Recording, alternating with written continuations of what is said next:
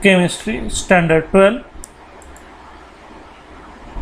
We are discussing chapter number 7, elements of group 16, 17 and 18. Today we are going to discuss part 10 of this chapter. Simple oxides.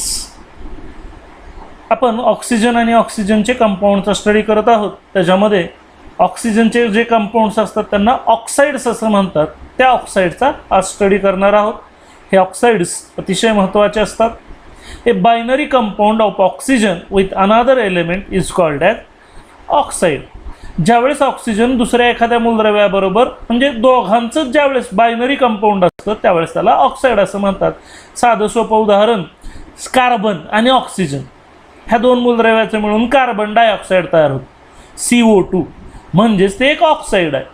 असं एखादं compound की जे oxygen बरोबर oxygen दुसऱ्या कुठल्या तरी एलिमेंट बरोबर मिळून करतो त्याला ऑक्साईड म्हणायचं.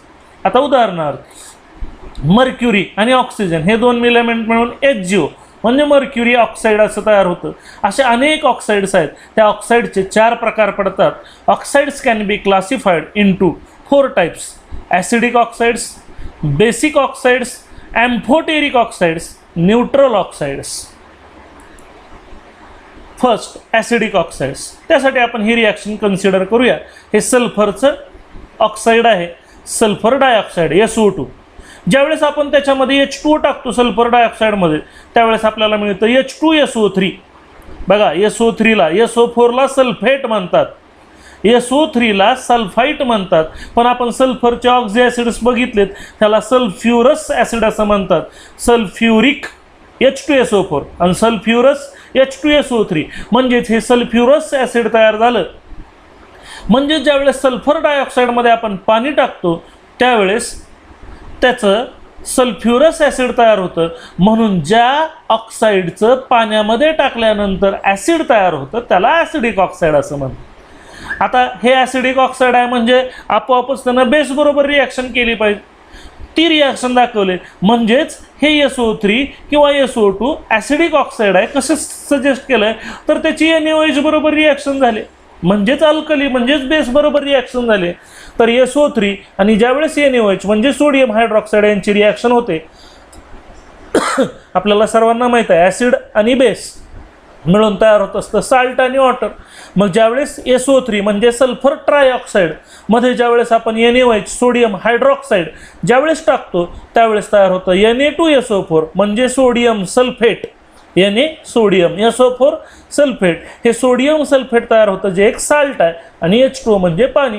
म्हणजेच ही न्यूट्रलायझेशन रिॲक्शन आहे. म्हणजेच हे सजेस्ट करतं की ह्या बेस बरोबर हे रिॲक्ट होतं आहे म्हणजे हे ॲसिड आहे. म्हणजेच सल्फरचं हे ट्रायऑक्साईड ॲसिडिक आहे हे सिद्ध होतं. म्हणून असे जे ऑक्साइड्स असतात त्यांना ॲसिडिक ऑक्साईड असं म्हणतात.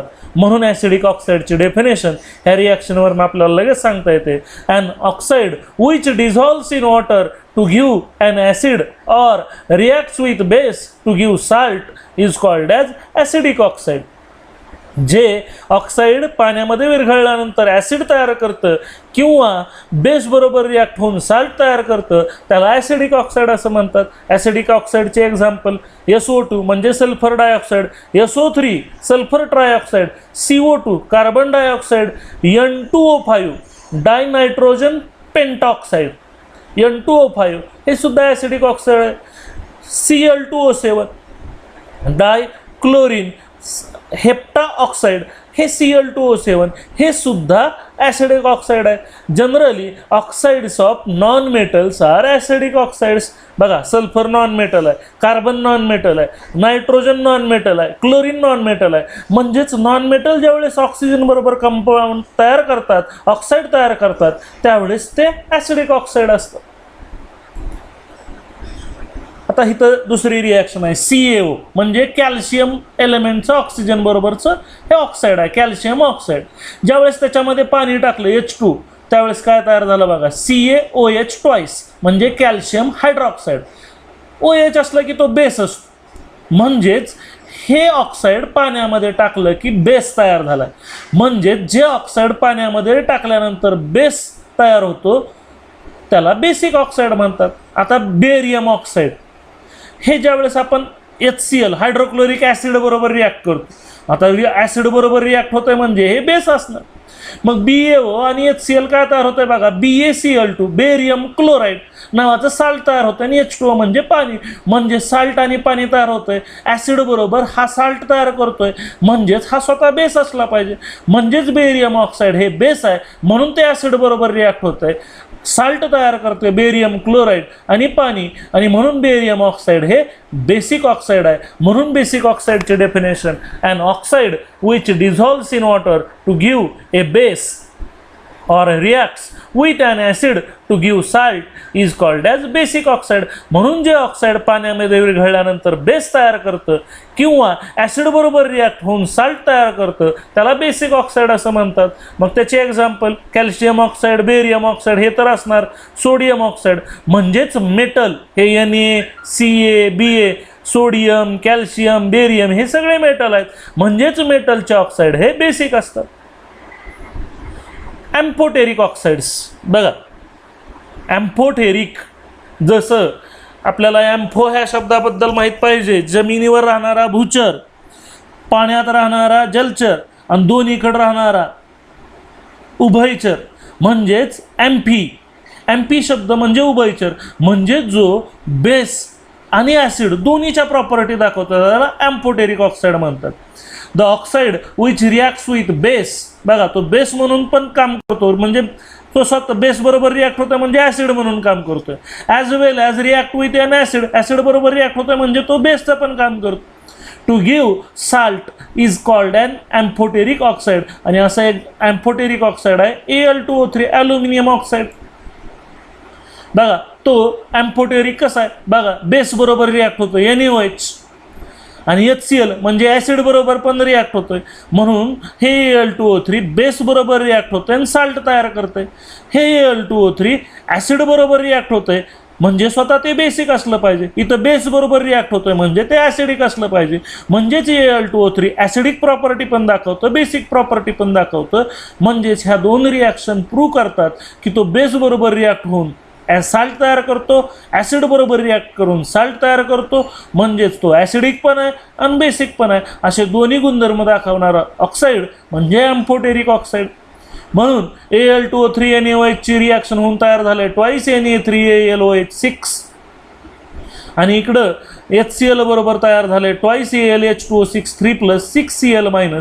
हे आपल्याला कोऑर्डिनेशन कंपाऊंडमध्ये कळणार आहेत साल्ट, म्हणून आता मी त्याच्याबद्दल डिटेल बोलत नाही. आपल्याला कोऑर्डिनेशन कंपाऊंड नावाचा सेपरेट चॅप्टर आहे, त्यावेळेस तुम्हाला हे पूर्ण लक्षात येईल. चौथा प्रकार आहे ऑक्साईडचा neutral oxides. The oxides which are neither acidic, the oxides which are neither acidic nor basic are called neutral oxides. बघा काही ऑक्साईड्स दोन्ही गुणधर्म दाखवतात, तर काही ऑक्साईड काय असतात, ॲसिडिक पण नसतात आणि बेसिक पण नसतात, अशांना म्हणतात न्यूट्रल ऑक्साईड्स. एक्झाम्पल आहे carbon monoxide CO, NO nitrogen monoxide, N2O dinitrogen monoxide किंवा डायनायट्रोजन ऑक्साईड.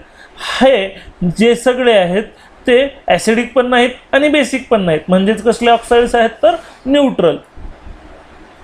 आता ऑक्सिजनचाच एक कंपाऊंड आहे तो म्हणजे ओझोन, O3 ज्याचा फॉर्म्युला आहे, तो एक ऑक्सिजनचं अपरूप आहे, ॲलोट्रोप आहे, ऑक्सिजनचं दुसरं रूप.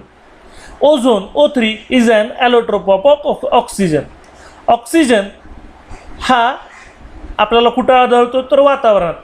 Oxygen in the upper atmosphere absorbs energy in the form of ultraviolet light and changes to atomic oxygen which combines with molecular oxygen to form O3.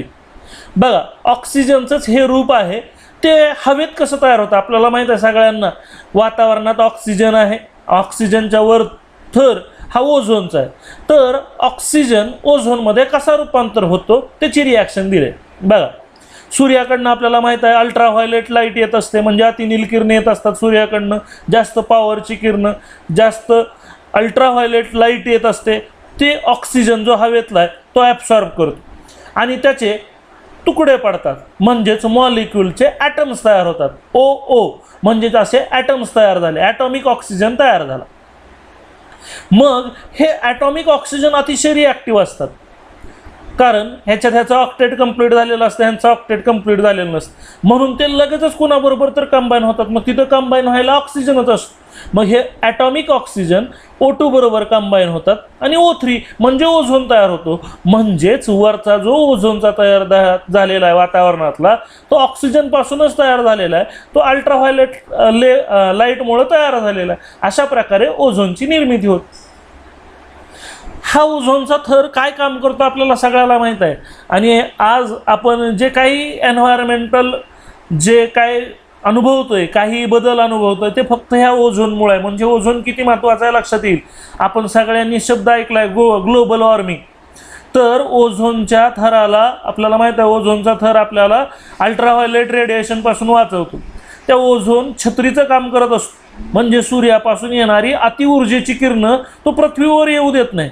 पण ओझोनच्या थराला छिद्र पडलेले असल्यामुळं आज ती सूर्याची किरण आज पृथ्वीपर्यंत पोचू लागलेले आहे. त्यामुळं पृथ्वीवरची ऊर्जा वाढते आणि म्हणून पृथ्वीचं तापमान वाढते. आणि म्हणून आज आपल्याला अचानक पाऊस, निसर्गातले झालेले बदल, हे सगळे ग्लोबल वॉर्मिंगचे परिणाम ह्या फक्त ओझोनमुळं. मग तुम्ही म्हणाल वरचा ओझोन कसा कमी होतो? तर आपण जे रेफ्रिजरेटर फ्रीज वापरतो त्याच्यामध्ये अनेक घातक केमिकल, रासायनिक गॅसेस असतात. ज्यावेळेस आपली विमानं हवेत उडतात त्यावेळेस त्याच्या धुरातनं अनेक घातक वायू बाहेर सोडले जातात, जे ओझोन बरोबर कंबाईन होतात आणि त्यामुळे ओझोनची रिॲक्शन होते आणि ओझोन कमी होतो. म्हणजे जो काही आपण डेव्हलपमेंट केली आहे, जो काही विकास केला आहे, त्याच्यामुळेच ह्या पृथ्वीचं नुकसान होतंय. म्हणून हा ओझोनचा थर आपल्यासाठी अतिशय महत्त्वाचा आहे. आपल्यासाठी म्हणजे ह्या पृथ्वीच्या प्रत्येक सजीवासाठी महत्त्वाचा आहे. नाहीतर पृथ्वी एके दिवशी उष्णतेचा गोळा बनेल, कारण सूर्याची अतिऊर्जेची किरणं पृथ्वीवर पोचतील. एवढ्या ह्या ओझोनचं थराचं महत्त्व आहे. त्यांनी 2-3 ओळीत दिलं आहे, पण मी तुम्हाला डिटेलमध्ये सांगतोय कारण याच्यावर अनेक CET एक्झाममध्ये क्वेश्चन असतात. The layer of ozone protects the earth surface from harmful ultraviolet radiations. हा ओझोनचा थर ह्या पृथ्वीच्या पृष्ठभागाचं अतिशय घातक अशा अल्ट्राव्हायोलेट रेडिएशनपासून रोखण्याचं काम करत असतो आणि म्हणून त्याला ओझोन अम्ब्रेला असं म्हणतात. ओझोन कसा तयार करतात? समजा आपल्याला प्रयोगशाळेत ओझोन पाहिजे, तर तो ओझोन कसा तयार करतात? तर ऑक्सिजन गॅसपासून तयार करतात. त्याची रिॲक्शन थोडक्यात दाखवले. ऑक्सिजन गॅस 3O2 पासून 2O3 म्हणजेच 3 ऑक्सिजनच्या मॉलिक्यूलपासून ओझोनचे 2 मॉलिक्यूल मिळतात. बेत्रिक 6, 3 दोन्ही 6 म्हणजे ऑक्सिजन ॲटमची संख्या सेम राहते. त्यासाठी आपल्याला एन्थाल्पी चेंज दिला आहे, ΔH म्हणजे उष्णता किती द्यावी लागते. जर 1 मोल ओझोन तयार करायचा असेल, ह्या रिॲक्शनचा 2 मोल ऑक्सिजन म्हणजे ही रिॲक्शन जर करायची असेल, तर आपल्याला 142 किलो जूल पर मोल एवढी ऊर्जा लागते. म्हणजे एका मोलसाठी एवढी ऊर्जा लागते. एवढी उष्णता दिल्यानंतर आपल्याला ओझोन मिळतो. म्हणजेच ओझोन तयार करण्यासाठी आपल्याला भरपूर उष्णता द्यावी लागते. मग ती कशी करतात बघूया. Ozone is prepared in the laboratory by passing silent electric discharge through pure and dry oxygen in an apparatus called ozonizer. बघा, आपल्याला भरपूर उष्णता लागते म्हणून एक इलेक्ट्रिक डिस्चार्ज असते लॅबोरेटरीमध्ये. त्या डिस्चार्जमध्ये ज्याच्यात ऑक्सिजन पाठवला जातो त्या डिस्चार्जला म्हणतात ओझोनायझर. त्या इन्स्ट्रुमेंटचं नाव आहे ओझोनायझर. त्याच्यामध्ये हा ऑक्सिजन गॅस पास करतो. As the conversion of oxygen two ozone is only 10%. जो काही आपण गॅस ऑक्सिजन पाठवू त्याच्यातल्या फक्त 100 जर मोल पाठवले तर फक्त 10 मोलचं ओझोनमध्ये रूपांतर होतं. म्हणजेच फक्त 10% ऑक्सिजनचं ओझोनमध्ये रूपांतर होतं. मग राहिलेला त्या प्रॉडक्टमध्ये 90% ऑक्सिजन असतो. म्हणून अशा ओझोनला म्हणतात ओझोनाइज्ड ऑक्सिजन. म्हणजे एकटा सेपरेट ओझोन कधीच मिळत नाही, रिव्हर्सिबल रिॲक्शन आहे. त्या ओझोन बरोबर ऑक्सिजन पण मिळतो आणि म्हणून त्या प्रॉडक्टला म्हणतात ओझोनाइज्ड ऑक्सिजन. ह्या प्रोसेससाठी उष्णता लागते, ती इलेक्ट्रिक डिस्चार्ज ट्यूब पुरवते आणि म्हणून ही एंडोथर्मिक प्रोसेस आहे. म्हणजे ह्याच्यामध्ये उष्णता शोषली जाते. ओझोनच्या फिजिकल प्रॉपर्टीजमध्ये नेहमी स्टेट, स्थिती, कलर, ओडर ह्याचा अभ्यास केला जातो. Melting point, boiling point. तर ओझोनच्या काही फिजिकल प्रॉपर्टीज दिलेत ते बघूया. Pure ozone is pail blue gas. जर शुद्ध ओझोन मिळवला तर तो अतिशय फिक्कट निळा आहे. Dark blue liquid. जर त्या ओझोन गॅसचं आपण लिक्विड बनवलं तर ते डार्क ब्ल्यू बनतं. आणि जर आपण तो ओझोन आणखी थंड केला तर लिक्विडचं सॉलिड होणार. त्यावेळेस ओझोनचं जर आपण सॉलिड बनवलं तर ते व्हायलेट ब्लॅक असतं. हे कलर अनेक एक्झाममध्ये विचारतात, म्हणून लक्षात ठेवायचं. गॅसियस ओझोनचा कलर ब्ल्यू आहे, लिक्विड ओझोनचा कलर डार्क ब्ल्यू आहे आणि सॉलिड ओझोनचा कलर व्हायलेट ब्लॅक आहे. Ozone has characteristic smell. प्रत्येक, जसा लसणाचा एक विशिष्ट असा वास आहे, कांद्याचा विशिष्ट असा वास आहे, तसा ओझोनचा एक विशिष्ट असा वास आहे. When inhaled in concentration above 100 part per million ppm, हे कॉन्सन्ट्रेशन सांगण्याचं प्रमाण आहे. मिलियनमध्ये 100 एवढा जरी आपल्या श्वसनात आला तर त्याच्यामुळे आपल्याला त्रास व्हायला लागतो. It causes nausea and headache. आपल्याला मळमळ व्हायला लागते, उलटी आल्यासारख्या भावना होतात. हेडेक म्हणजे डोकीदुखी होते. ऑक्सिजन जसा पॅरामॅग्नेटिक आहे, ओझोन मात्र डायमॅग्नेटिक आहे, म्हणजेच तो मॅग्नेटकडे अट्रॅक्ट होत नाही, म्हणून it is a diamagnetic in nature. Thank you.